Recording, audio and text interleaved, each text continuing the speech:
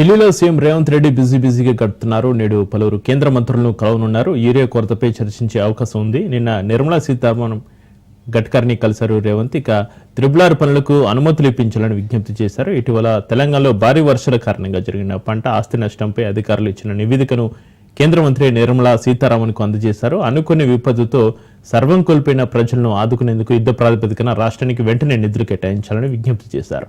రాష్ట్రంలో పేద మధ్యతరగతి విద్యార్థులకు అంతర్జాతీయ స్థాయి విద్యను అందించాలని లక్ష్యంతో ప్రభుత్వం చేపడుతున్న ఇంటిగ్రేటెడ్ స్కూల్ ఏర్పాటును సీఎం రేవంత్ రెడ్డి నిర్మలా సీతారామన్కు వివరించారు. వాటి నిర్మాణానికి కేంద్రం నుంచి కూడా నిధులు మంజూరు చేయాలని కోరారు.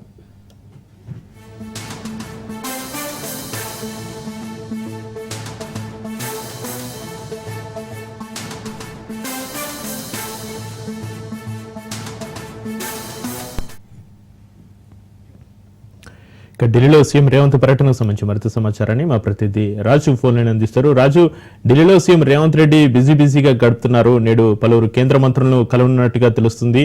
యూరియా కొరతపై చర్చించే అవకాశం ఉన్నట్టుగా కూడా తెలుస్తుంది. మొత్తం రేవంత్ రెడ్డి పర్యటన సంబంధించి మీ దగ్గర ఉన్న అప్డేట్స్ ఏంటి రాజు?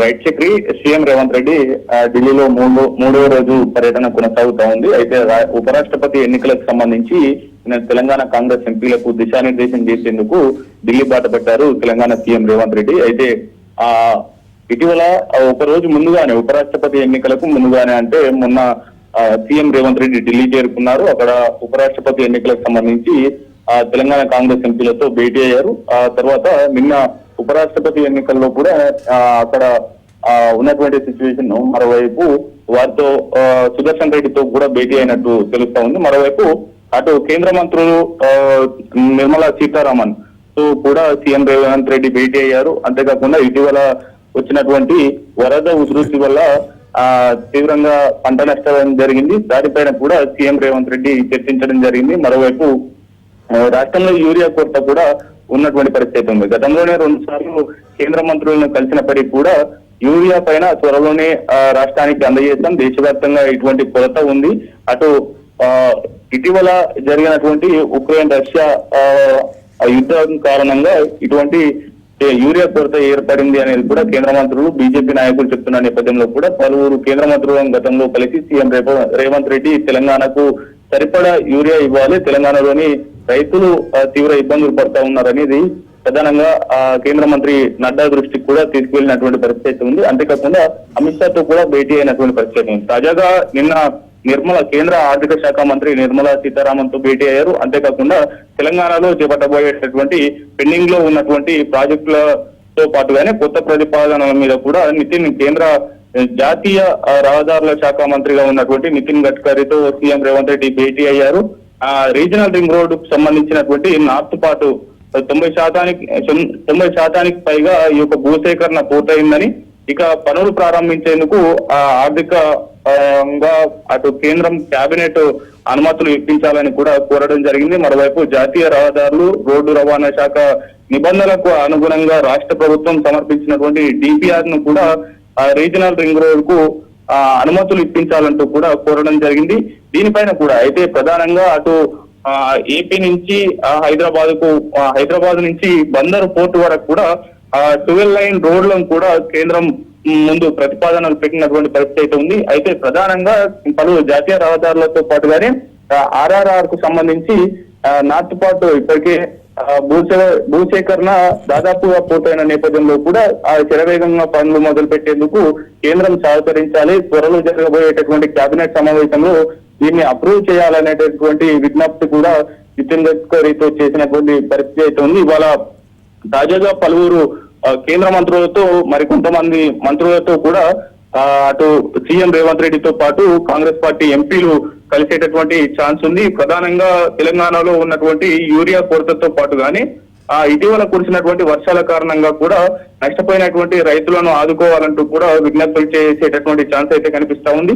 ఓవరాల్ గా ఇటు తెలంగాణలో ప్రభుత్వం చేపట్టినటువంటి పలు కీలకమైనటువంటి ప్రాజెక్టుల్లో ఒకటైనటువంటి మూసీ పునరుద్ధరణ కావచ్చు, మరోవైపు ఇటు ఐటీ కార్డాలకు సంబంధించి ఏపీ నుంచి హైదరాబాద్ కు ప్రధాన రహదారులు కావచ్చు, వీటితో పాటుగానే పలు అటు వరంగల్ అర్బనైజేషన్ కి సంబంధించి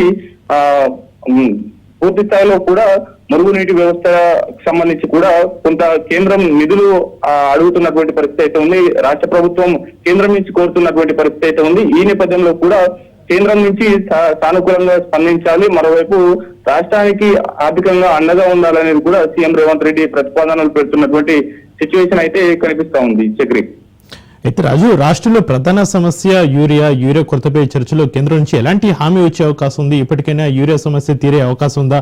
కేంద్ర స్పందన ఏ విధంగా ఉంది?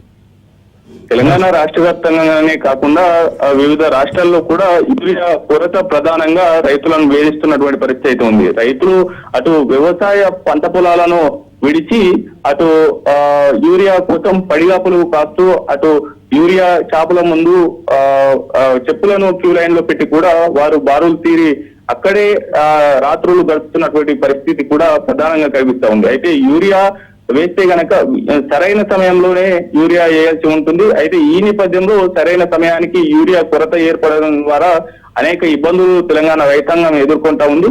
అయితే దానికి సంబంధించి కూడా తెలంగాణ ప్రభుత్వం ముందస్తుగానే కేంద్ర ప్రభుత్వానికి విజ్ఞప్తి చేసింది. కేంద్ర మంత్రి నడ్డాతో కూడా గతంలో భేటీ అయింది. మరోసారి కూడా యూరియా కొరత పైన రాష్ట్రంలో ప్రధానంగా తీవ్రంగా ఈ యొక్క సమస్య ఉంది కాబట్టి రైతాంగంలో తీవ్రంగా అటు రాష్ట్ర ప్రభుత్వం మీద వ్యతిరేకత వస్తున్న నేపథ్యంలో కూడా పూర్తి స్థాయిలో అటు కేంద్ర ప్రభుత్వం వెనువెంటనే చర్యలు తీసుకోవాలి, రాష్ట్ర ప్రభుత్వానికి రావాల్సినటువంటి పూర్తి స్థాయిలో యూరియాను కూడా అందజేయాలి.